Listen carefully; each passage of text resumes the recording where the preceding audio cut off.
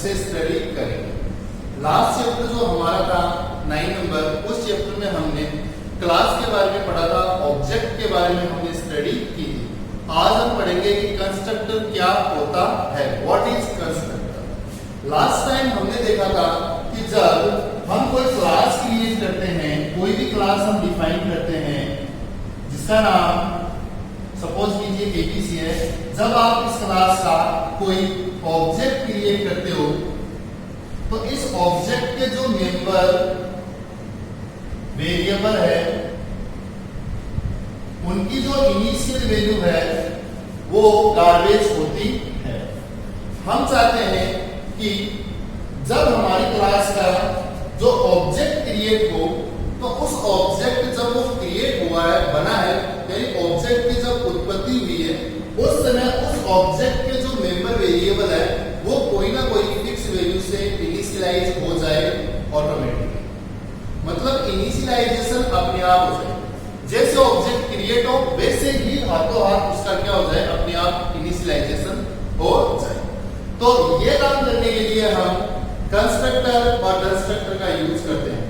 Constructor का काम है इनिशियलाइजेशन का, ऑब्जेक्ट को क्रिएट करना और उसे इनिशियलाइज करना, उसको स्टार्टिंग वैल्यू देना, ये काम कंस्ट्रक्टर का है।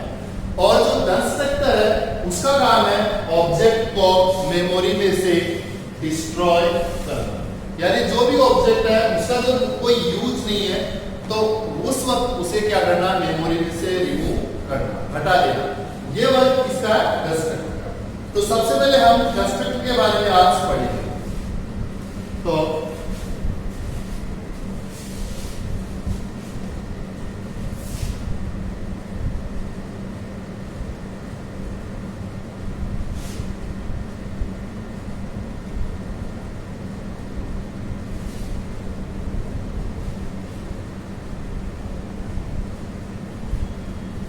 ये हमारे चैप्टर का नाम है।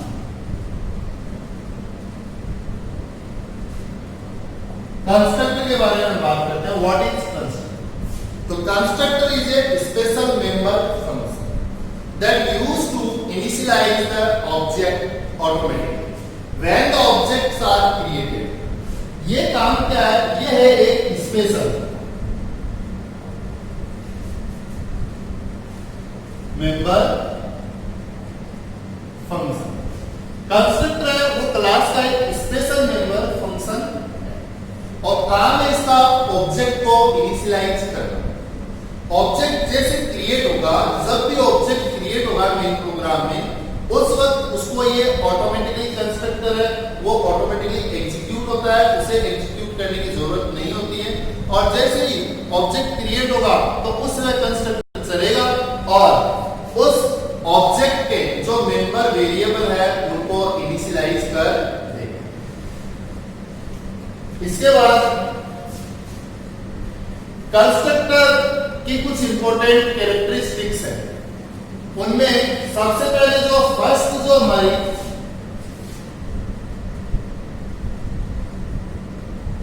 कैरेक्टरिस्टिक्स में जो सबसे पहले कैरेक्टरिस्टिक्स है वो ये है, constructor name same as the class name.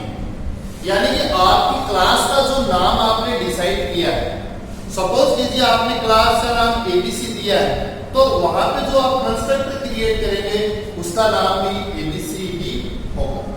यानी कंस्ट्रक्टर का नाम सेम एज क्लास के नाम के सेम होगा। जो भी नाम आपने क्लास का दिया है, एक्स वाई जेड, आप पे डिपेंड है, आप कोई भी नाम दे सकते हैं, पर जो भी नाम क्लास का है उसी नाम का कंस्ट्रक्टर हमें क्रिएट करना पड़ता है। दोनों के नेम क्या होते हैं, सेम। तो फर्स्ट है constructor name same as class name. जो क्लास का नाम है वही इसका नाम होगा कंस्ट्रक्टर। सेकंड जो हमारा इसका कैरेक्टरिस्टिक्स है वो है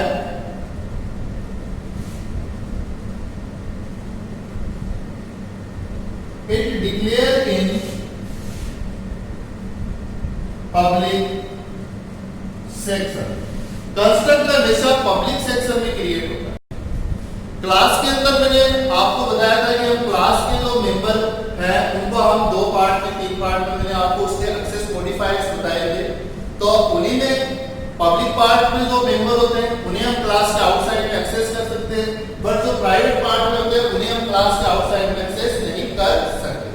तो यहाँ कंस्ट्रक्टर जो है वो हमेशा पब्लिक सेक्शन में ही क्रिएट होंगे। क्यों? क्योंकि इसका जब ऑब्जेक्ट बनेगा, क्लास का जब ऑब्जेक्ट क्रिएट होगा तो जो ऑब्जेक्ट है वो क्लास के बाहर बनता है। मेन प्रोग्राम में ऑब्जेक्ट क्रिएट होता है, तो वहां पे कंस्ट्रक्टर को जो कॉलिंग का काम है वो क्लास के बाहर से हो रहा है।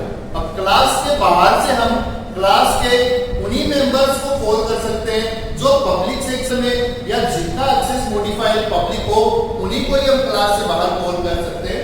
तो कंस्ट्रक्टर का ये मस्ट है कि आपको हमेशा कंस्ट्रक्टर है वो पब्लिक सेक्शन में ही क्रिएट करना पड़ेगा।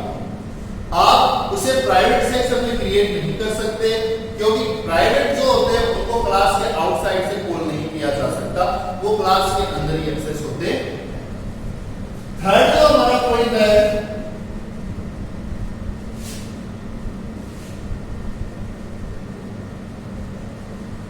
it automatically call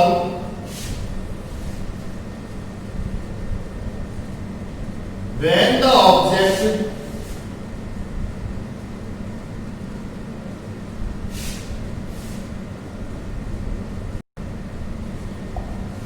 are created। ये अपने आप ही चल जाएगा, ऑटोमेटिकली कॉल होगा। आपको किसी भी तरह की कोई भी स्टेटमेंट लगा के इसको कॉल करने की रिक्वायरमेंट नहीं है। जैसे ही ऑब्जेक्ट क्रिएट होगा मेन प्रोग्राम में, वैसे कंस्ट्रक्टर अपने आप ही क्या होगा, एग्जीक्यूट हो जाएगा। हमें एग्जीक्यूट करने के लिए कोई अलग से कमांड राइट करने की जरूरत नहीं है, अलग से कोई इंस्ट्रक्शन या कोई स्टेटमेंट हमें राइट करने की जरूरत नहीं है। जब ऑब्जेक्ट क्रिएट होगा तब ये ऑटोमेटिक कॉल हो जाएगा, हमें इसको कॉल करने की कोई रिक्वायरमेंट नहीं है, ऑटोमेटिक होगा। अगला जो हमारा फोर्थ पॉइंट है,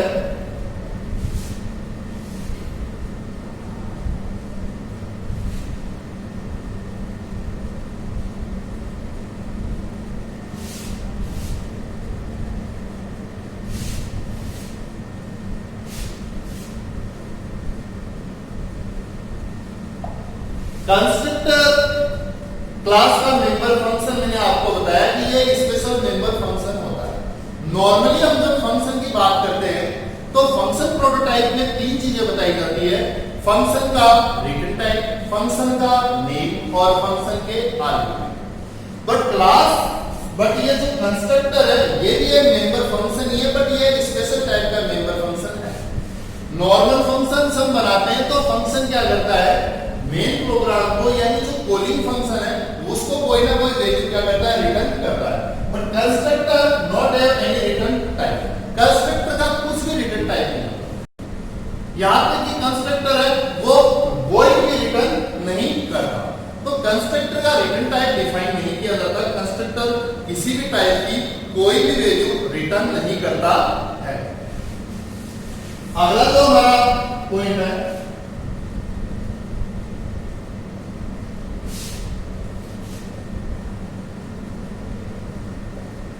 कंस्ट्रक्टर को हम इनहेरिट नहीं कर सकते, कंस्ट्रक्टर को इनहेरिट नहीं किया जा सकता। इनहेरिट का मतलब है कि एक क्लास के मेंबर्स को दूसरी क्लास में एक्सेस करना, बट जो कंस्ट्रक्टर है वो जिस क्लास में क्रिएट होते हैं, डिक्लेयर होते हैं, वो उसी क्लास के अंदर ही यूज होंगे, उस क्लास से बाहर आप कंस्ट्रक्टर को यूज नहीं कर सकते।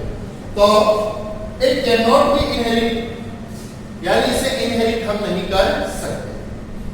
तो यहाँ पे ये कुछ मैंने कंस्ट्रक्टर की कुछ इंपॉर्टेंट कैरेक्टरिस्टिक्स आपको बताई है, आपको इनको अपनी कॉपी में नोट करना है। कंस्ट्रक्टर की डेफिनेशन जैसा मैंने आपको समझाया वैसे आप इसकी डेफिनेशंस भी राइट करेंगे। इसके बाद हम बात करते हैं types of constructor.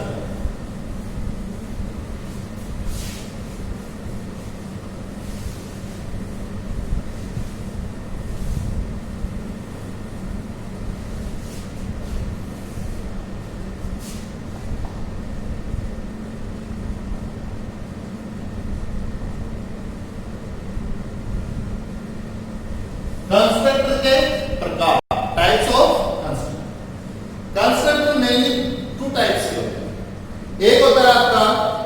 Default constructor और एक होते हैं आपके पैरामीटराइज्ड कंस्ट्रक्टर। तो सबसे पहले हम बात करते हैं default constructor.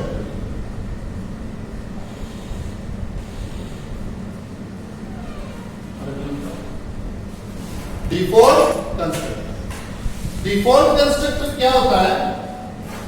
A constructor that cannot take any argument, a constructor that cannot take any argument to initialize the object, यानी कि वो कंस्ट्रक्टर जो कोई भी आर्ग्यूमेंट नहीं लेता है।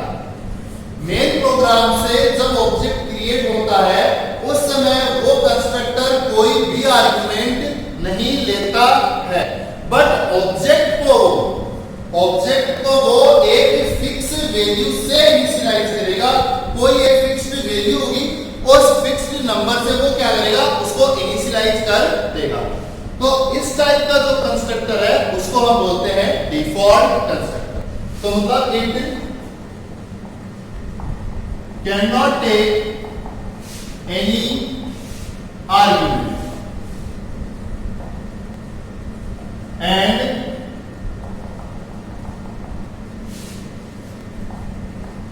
initialized to a fixed value to member variable of object, यानी ऑब्जेक्ट के जो मेंबर वेरिएबल है उनको कोई एक फिक्स वैल्यू से क्या हो जाएगा, इनिशियलाइज हो जाएगा। बट ये जो डिफॉल्ट कंस्ट्रक्टर है ये किसी भी टाइप का कोई भी आर्गुमेंट नहीं लेगा। अब इसको हम एक प्रोग्राम के थ्रू में आपको इसको समझाता हूं। ध्यान दीजिए, डिफॉल्ट आर्गुमेंट का हम यहाँ पे एक प्रोग्राम बनाएंगे। तो जैसे सबसे पहले मैंने यहाँ पे एक क्लास क्रिएट की जिसका नाम मैंने एबीसी डिफाइन किया। इस क्लास में इंटीजर एक्स और वाई दो मैंने मेंबर वेरिएबल बनाए जिनका एक्सेस मॉडिफायर मैंने नहीं बताया है। बाय डिफॉल्ट क्लास के सभी मेंबर क्या होते हैं, प्राइवेट। लास्ट टाइम जो लेसन था उसमें बताया। इसके बाद यहाँ पे मैंने पब्लिक सेक्शन स्टार्ट किया और पब्लिक सेक्शन में मुझे डिफॉल्ट कंस्ट्रक्टर क्रिएट करना है। अब कंस्ट्रक्टर की यदि कैरेक्टरिस्टिक्स आपको ध्यान है तो आप कर सकते हो। वहां सबसे पहले कैरेक्टरिस्टिक्स यही थी कि कंस्ट्रक्टर का नाम सेम एज क्लास नेम होगा। तो यहाँ पे मैंने जो क्लास का नाम डिफाइन किया था एबीसी, उसी नाम का मैं यहाँ पे एक फंक्शन क्रिएट कर दूंगा। इसका मैंने कोई भी रिटर्न टाइप नहीं बताया कि कंस्ट्रक्टर का कोई रिटर्न टाइप डिफाइन नहीं किया, क्योंकि कंस्ट्रक्टर का रिटर्न टाइप होता ही नहीं है, वॉइड भी नहीं होता। तो यहाँ तो मैंने एक्स और वाई जो आपको दिखाई दे रहे हैं मेंबर वेरिएबल, और ये एबीसी नाम, क्लास का नाम एबीसी। तो यहाँ पे ये जो एबीसी नाम का है ये कंस्ट्रक्टर बन गया। यहाँ ये ब्रैकेट आप देख सकते हैं ब्रेक है, इसमें कोई भी वैल्यू नहीं है। यहाँ ब्रैकेट में आर्गुमेंट होते हैं, बट डिफॉल्ट कंस्ट्रक्टर तो आर्गुमेंट लेता ही नहीं है। तो इस वजह से ये क्या हो गया, यहाँ पे ब्लैंक। यहाँ पे मैंने इसको x को इनिशियलाइज किया 0 से, y को इनिशियलाइज किया 0 से, क्योंकि मैंने यहाँ x और y को कोई फिक्स वैल्यू से इनिशियलाइज कर दिया। मैंने यहाँ x और y को 0 0 से इनिशियलाइज किया है। इसके बाद एक फंक्शन मैंने बनाया शो फंक्शन, जिसके थ्रू मैंने काउट के थ्रू x की वैल्यू को प्रिंट किया है और y की वैल्यू को मैंने यहाँ पे क्या किया, प्रिंट किया। तो ये मैंने यहाँ पे दो फंक्शन बना दिए। ये है कंस्ट्रक्टर, ये है आपका शो फंक्शन, जो x और y जो क्लास के मेंबर है उनको डिस्प्ले करेगा, उनकी वैल्यू को शो करेगा। क्लास जो स्टार्ट की थी यहाँ पे क्लास को क्लोज करके सेमीकोलन लगाया। अब ये जो कंस्ट्रक्टर है ये यहाँ पे हमने केवल क्लास क्रिएट की है, इसका हमने ऑब्जेक्ट क्रिएट नहीं किया। तो इसका ऑब्जेक्ट बनाने के लिए हम यहाँ पे मेन प्रोग्राम बनाएंगे, void main। मेन प्रोग्राम में सबसे पहले हम बनाएंगे ऑब्जेक्ट। ऑब्जेक्ट बनाने का मेथड क्या है, सबसे पहले क्लास का नाम, उसके बाद ऑब्जेक्ट का नाम। ऑब्जेक्ट का नाम आप अपने मन से कुछ भी दे सकते हैं। मैंने यहाँ ऑब्जेक्ट का नाम दिया ओबीजे। तो जैसे मैंने यहाँ ओबीजे नाम का ऑब्जेक्ट क्रिएट किया, इसी वक्त हाथों हाथ क्या हुआ, ये ऑब्जेक्ट जैसे क्रिएट होगा मेमोरी में, ऑटोमेटिकली ये कंस्ट्रक्टर क्या होगा, एग्जीक्यूट हो जाएगा। तो ऐसा मान लीजिए कि आपका ये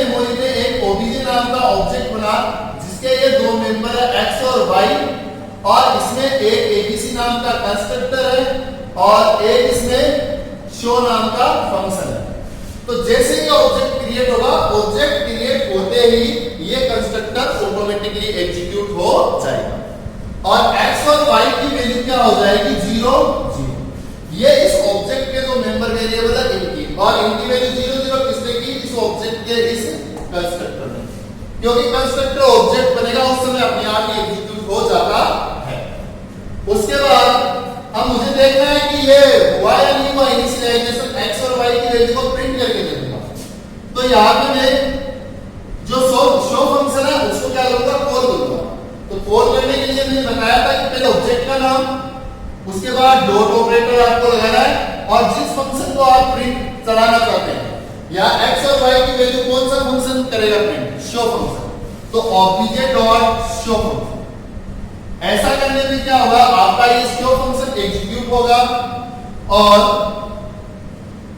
गेट सीरीज लगा के इसको मैंने यहाँ पे क्या कर दिया, एंड कर दिया, प्रोग्राम को यहाँ पे खत्म कर दिया। तो जैसे एबीसी क्लास का एक ऑब्जेक्ट बना, ओबीजे बनते ही कंस्ट्रक्टर एग्जीक्यूट हुआ, एग्जीक्यूट होते ही इस ऑब्जेक्ट के जो मेंबर वेरिएबल है x और y, उनकी इनिशियल वैल्यू 0 हो गई और शो फंक्शन के थ्रू वो वैल्यू मैंने प्रिंट करके दे दी। तो जब शो फंक्शन चलेगा तो x और y की वैल्यू 0 0 होगी, बट मैंने यहां से तो वैल्यू भेजी नहीं, यहां ऑब्जेक्ट के साथ मैंने वैल्यू ट्रांसफर नहीं की है। ये क्या हुआ, ऑब्जेक्ट क्रिएट होते ही ये यहां से कंस्ट्रक्टर चला और ऑटोमेटिकली इनिशियलाइज हो गया 0 0 से। ये वैल्यू यदि आप यहां चेंज कर देते हो 0 0 की जगह कोई भी फिक्स वैल्यू आप दोगे तो उस वैल्यू से ये ऑब्जेक्ट के जो मेंबर वेरिएबल है वो इनिशियलाइज हो जाएगी। अगला जो हमारा जो कंस्ट्रक्टर का जो सेकंड टाइप है वो है पैरामीटराइज्ड कंस्ट्रक्टर। इससे पहले हमने अभी डिफॉल्ट कंस्ट्रक्टर के बारे में देखा, जैसे कोई आर्गुमेंट नहीं लेता है, बट पैरामीटराइज्ड कंस्ट्रक्टर वो कंस्ट्रक्टर होगा जो आर्गुमेंट लेगा और जो भी हम आर्गुमेंट देंगे उसी आर्गुमेंट से वो ऑब्जेक्ट को इनिशियलाइज करेगा। तो पैरामीटराइज्ड कंस्ट्रक्टर की डेफिनेशन के बारे में बात करें तो इसकी डेफिनेशन क्या होगी, a constructor that takes arguments and used to argument to initialise the object, यानी कि वो कंस्ट्रक्टर जो आर्गुमेंट लेगा और उस आर्गुमेंट से ऑब्जेक्ट को इनिशियलाइज करेगा, उसको हम क्या बोलेंगे, पैरामीटराइज्ड कंस्ट्रक्टर।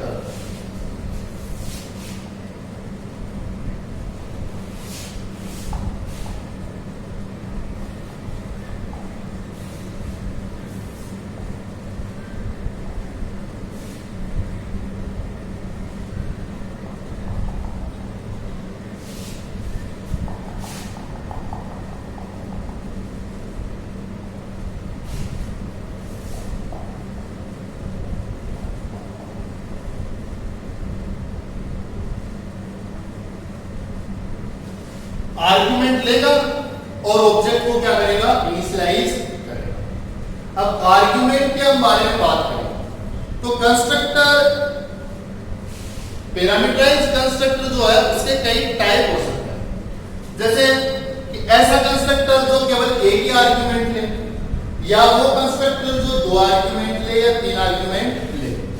तो आर्गुमेंट है वो कितने भी हो सकते हैं, तो उनको हम बोलेंगे 1 आर्गुमेंट कंस्ट्रक्टर या 2 आर्गुमेंट कंस्ट्रक्टर या 3 आर्गुमेंट कंस्ट्रक्टर, ऐसे हम उनको बोल सकते हैं। बात ये है मेन कि आर्गुमेंट लेगा और ऑब्जेक्ट को उसी आर्गुमेंट से क्या करेगा, इनिशियलाइज कर देगा, तो वो आपका पैरामीटराइज्ड कंस्ट्रक्टर हो जाएगा। पैरामीटराइज्ड जो कंस्ट्रक्टर है उसको कॉल करने के 2 तरीके, उन 2 तरीके से आप इस कंस्ट्रक्टर को कॉल कर सकते हो। तो यहां पे this can be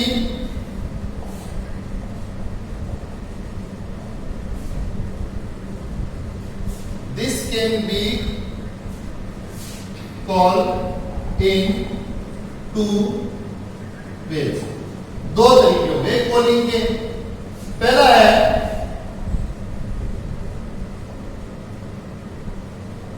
implicit,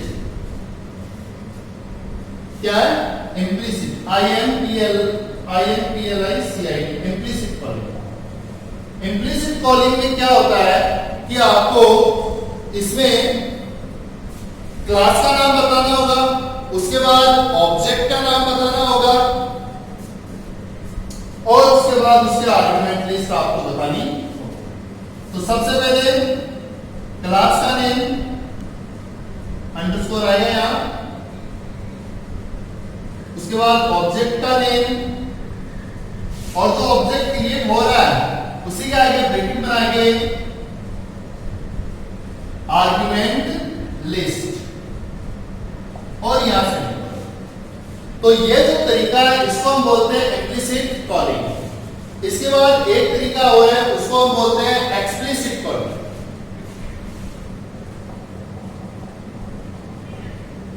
explicit जो तरीका है उसमें सबसे पहले क्लास का नेम, उसके बाद ऑब्जेक्ट का नेम, फिर इक्वल का साइन, फिर यहां कंस्ट्रक्टर का नेम और ब्रैकेट में आर्गुमेंट लिस्ट, जो भी आर्गुमेंट हम पास करना चाहते हैं वो। तो यहां पे कंस्ट्रक्टर को कॉल करने के ये दो तरीके हैं। ये क्वेश्चन एग्जाम में भी आ चुका है, 1 मार्क्स का आया हुआ है ये क्वेश्चन कि राइट द टू वे या two method to call a constructor. तो यहां पे आपको इम्प्लिसिट मेथड में इस तरीके से इसका सिंटैक्स बताना है और एक्सप्लिसिट मेथड में आपको इस तरीके से इसका सिंटैक्स क्या करना है बताना है। अब हम एक प्रोग्राम बनाएंगे पैरामीटराइज्ड कंस्ट्रक्टर का और उसमें हम देखेंगे कि किस तरीके से हम आर्गुमेंट पास करते हैं और किस तरीके से वो कंस्ट्रक्टर है ऑटोमेटिकली कॉल हो जाता है और मेंबर वेरिएबल को क्या करता है इनिशियलाइज करता है। तो यहां पे हम पैरामीटराइज्ड जो कंस्ट्रक्टर है उसका एक प्रोग्राम बनाते हैं। प्रोग्राम के थ्रू हम इसे समझने की कोशिश करते हैं। तो सबसे पहले मैंने यहां पे एक क्लास बनाई जिसका नाम मैंने दिया एबीसी और इस क्लास में मैंने इंटीजर में x, y दो वेरिएबल बनाए। फिर मैंने यहां पब्लिक सेक्शन में एबीसी नाम का एक कंस्ट्रक्टर बनाया जो जिसके आर्गुमेंट है इंटीजर x और y। यहां पे this x equal to x, this y equal to y और एक फंक्शन मैंने यहां किया void show फंक्शन क्रिएट किया जिसके थ्रू हम जो क्लास के मेंबर वेरिएबल है जो कंस्ट्रक्टर कॉलिंग के वक्त इनिशियलाइज है उनकी वैल्यू को हम यहां डिस्प्ले करके चेक करेंगे कि वो इनिशियलाइज हुए या नहीं हुए, उनकी क्या वैल्यू होगी। तो यहां सी आउट के थ्रू सबसे पहले हमने x इक्वल टू x की वैल्यू प्रिंट की, सी आउट के थ्रू यहां पे मैंने y इक्वल टू y की वैल्यू को यहां पे प्रिंट किया और ये मैंने यहां पे क्लास को क्लोज किया। इसके बाद यहां इस क्लास का हम यहां मेन प्रोग्राम बनाते हैं void main प्रोग्राम। अब मेन प्रोग्राम में हम इस क्लास का ऑब्जेक्ट क्रिएट करेंगे और उस ऑब्जेक्ट को हम क्या करेंगे आर्गुमेंट पास करेंगे। जो भी आर्गुमेंट हम पास करेंगे उन्हीं आर्गुमेंट से इस क्लास के जो मेंबर वेरिएबल है x और y वो क्या होंगे इनिशियलाइज हो जाएंगे। तो यहां पे क्लास का ऑब्जेक्ट क्रिएट करने के लिए सबसे पहले क्लास का नाम उसके बाद ऑब्जेक्ट का नाम। अब जैसे ये ऑब्जेक्ट क्रिएट हुआ उस समय कंस्ट्रक्टर अपने आप ऑटोमेटिकली कॉल होगा और ये हमारे पास यहाँ जो कंस्ट्रक्टर है वो है पैरामीटराइज्ड कंस्ट्रक्टर। तो हम इसमें पैरामीटराइज्ड कंस्ट्रक्टर में क्या हो रहा है कि हमें इसके आर्गुमेंट आगे भी हाथों हाथ क्या करने पड़ते हैं पास करने पड़ते हैं। तो यहाँ पे मैंने आर्गुमेंट में इसमें दो वैल्यू पास की 10 और 20 क्योंकि ये कंस्ट्रक्टर इस ऑब्जेक्ट के लिए यहाँ पे जो पैरामीटराइज्ड कंस्ट्रक्टर है इसमें यहाँ पे ये 2 वैल्यू ले रहा है एज ए आर्गुमेंट 2 वैल्यू लेगा। तो मेरे को यहाँ जब ऑब्जेक्ट क्रिएट किया है मैंने यहाँ पे तो उस वक्त इसमें मुझे यहाँ से 2 वैल्यू पास करनी पड़ेगी। तो यहाँ पे मैंने ये 2 वैल्यू यहाँ से क्या की पास और सेमीकोलन लगा दिया। अब आप मुझे ये बताएंगे कि यहाँ पे मैंने किस टाइप की कॉलिंग की है पैरामीटराइज्ड, इंप्लिसिट कॉल किया है या एक्सप्लिसिट कॉल किया है। ये आप बताइए। यहां पे हमने इसको कौन सी कॉलिंग की है? इम्प्लिसिट कॉलिंग की है। इम्प्लिसिट का सिंटेक्स बताया था अभी थोड़ी देर पहले, तो वहां उसमें आप देख सकते हो जिसमें सिंटेक्स क्या था? क्लास का नाम, ऑब्जेक्ट का नाम, ब्रैकेट में आर्गुमेंट। तो ये इम्प्लिसिट कॉलिंग होगी। इसके बाद इसका जो ऑब्जेक्ट बना है उसको हम वैल्यू को हम उसकी को प्रिंट करने के लिए शो फंक्शन यूज करेंगे और गेट ch लगा के इस प्रोग्राम को यहीं पे क्लोज करेंगे। अब यहां ध्यान देने वाली बात ये है कि जब एबीसी क्लास का ये ऑब्जेक्ट क्रिएट हुआ उस समय यहां पे मैंने दो आर्गुमेंट पास किए हैं 10 और 20। तो जो 10 है तो उस 10 की कॉपी किसमें होगी? x में, और जो 20 है उसकी कॉपी किसमें हो जाएगी? y में।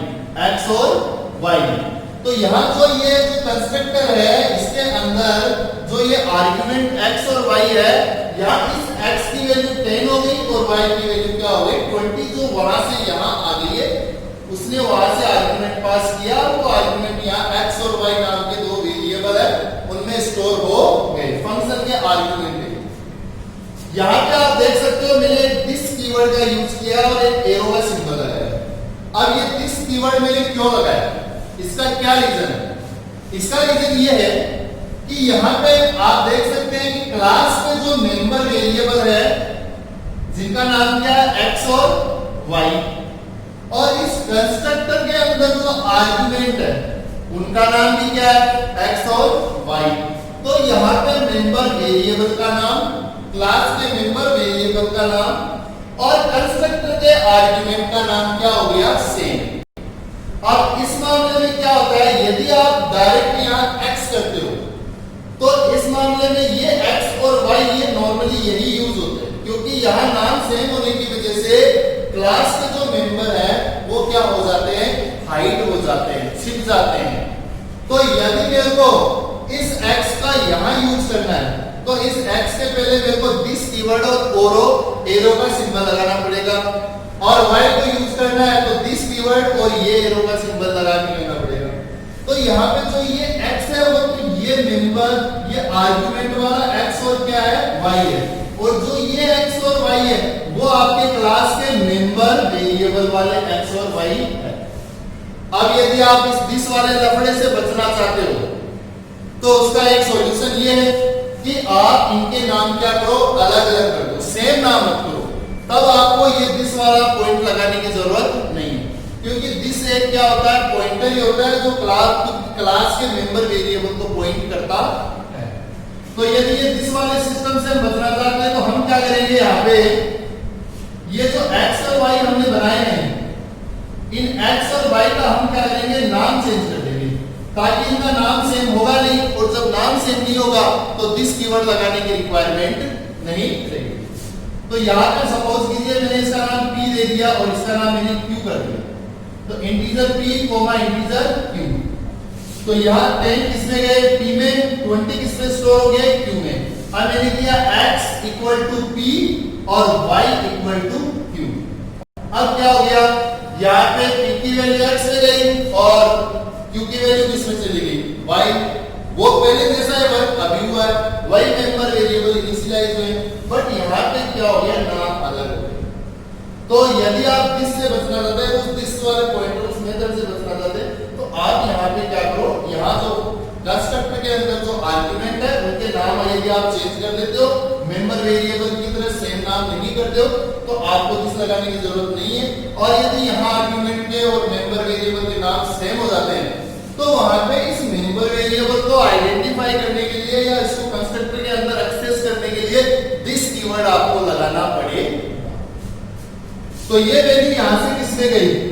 p में, p से x में। तो यहाँ इस क्लास का जो मेंबर वेरिएबल है, यानी जो आपका ऑब्जेक्ट बना है जिसका नाम है ओबीजे, इस ऑब्जेक्ट के x और y जो मेंबर वेरिएबल है उसके अंदर x की वैल्यू p के थ्रू चली गई x में, तो यहाँ पे आ गई 10, और जो 20 है वो q के थ्रू किसमें गए? y में, तो y की वैल्यू हो गई 20। यहाँ पे एक अपना हो गया क्या? कंस्ट्रक्टर, जो टू आर्गुमेंट वाला कंस्ट्रक्टर है जिसका नाम एबीसी है, और एक अपना कौन सा फंक्शन है? Show function. शो फंक्शन है वो क्या करेगा? इसको प्रिंट करेगा।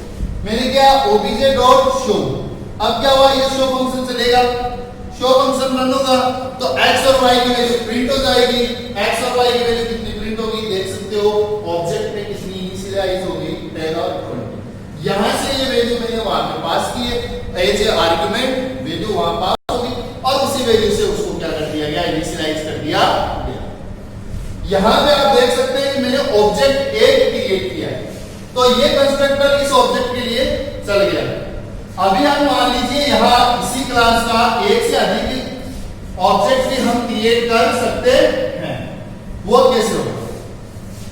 यदि आप इसका एक से अधिक ऑब्जेक्ट क्रिएट करते हो तो जैसे ये एबीसी का ऑब्जेक्ट ओबीजे बन गया, वैसे ही आप कॉमा लगा के मैंने एक और ऑब्जेक्ट बना दिया ऑब्जेक्ट नंबर 1 यानी ऑब्जेक्ट 1 और इसके आर्गुमेंट की वैल्यू मान लीजिए मैंने ये पास कर दी।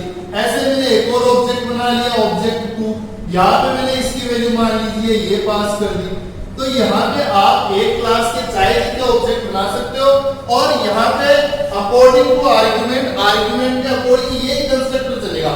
इस ऑब्जेक्ट के x y को 10 और 20 यही इनिशियलाइज करवाएगा। ये ऑब्जेक्ट बना है, इसके भी वैल्यू के लिए यही कंस्ट्रक्टर चलेगा, इसके लिए भी यही कंस्ट्रक्टर चलेगा। तो यहाँ जो तीन ऑब्जेक्ट बन गए, तो तीनों ऑब्जेक्ट की वैल्यू तो उनके मेंबर वेरिएबल की वैल्यू क्या हो जाएगी, अलग, और वो एक ही कंस्ट्रक्टर है जो इन तीनों ऑब्जेक्ट के लिए चलेगा और जो भी आर्गुमेंट हमने पास किए उनको वैल्यू क्या करेगा, प्रिंट करेगा। यहाँ पे अब मैं ऑब्जेक्ट 1 डॉट शो फंक्शन चलाऊं, ऑब्जेक्ट 2 डॉट शो फंक्शन यदि मैं यहाँ पे इसको रन करूं, उसके बाद गेट ch और प्रोग्राम क्लोज, तो जो मेरा ओबीजे ऑब्जेक्ट है उसका तो जो x और y है उसकी वैल्यू 10 और y की वैल्यू 20 आएगी, लेकिन जो ऑब्जेक्ट 1 है उसके x की वैल्यू 15 और यहाँ y की वैल्यू 25 आ जाएगी और ऑब्जेक्ट 2 है उसके x की वैल्यू 35 और y की वैल्यू 45 आ जाएगी। तो यहाँ ये मैंने यहाँ मेन प्रोग्राम से आर्गुमेंट पास किए और ये जो कंस्ट्रक्टर है इसने आर्गुमेंट लिए, एज ए आर्गुमेंट वैल्यू ली और उसी वैल्यू से मेंबर वेरिएबल को इनिशियलाइज कर दिया। तो ये जो तरीका है इसको हम बोलते हैं पैरामीटराइज्ड कंस्ट्रक्टर। आई होप आपको समझ में आया होगा। फिर भी यदि कोई डाउट